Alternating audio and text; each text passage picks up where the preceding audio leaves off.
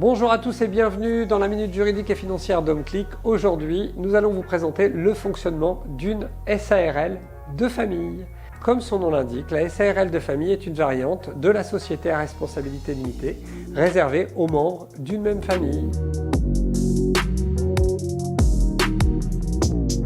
En termes de fonctionnement, la SARL de famille ne connaît pas de différence avec la SARL classique. Elle peut exercer les mêmes activités commerciales, agricoles ou industrielles. Elle doit comporter au moins 2 associés. Il doit y avoir un ou plusieurs gérants, associés ou non, rémunérés ou non.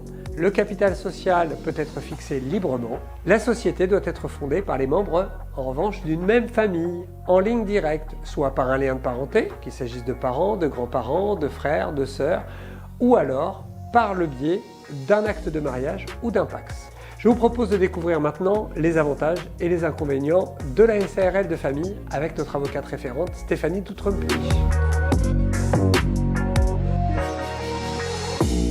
Outre les avantages relatifs à la forme de la SARL classique, la SARL offre des avantages fiscaux particuliers.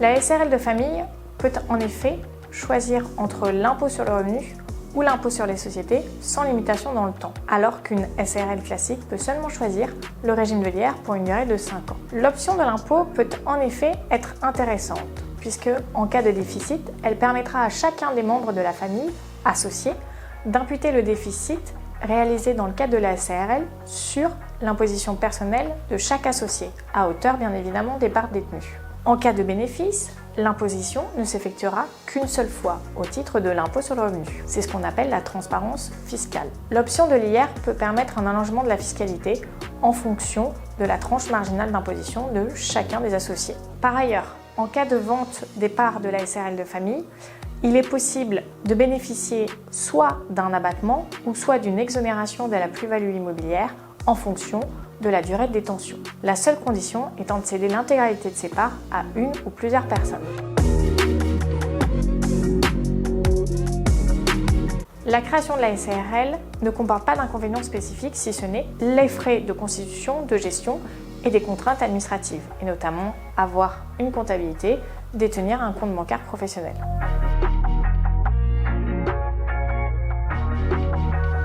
Cette forme juridique permet de bénéficier des avantages fiscaux précédemment détaillés, tout en profitant d'un système de responsabilité limitée qui a pour but de protéger le patrimoine personnel de chaque associé.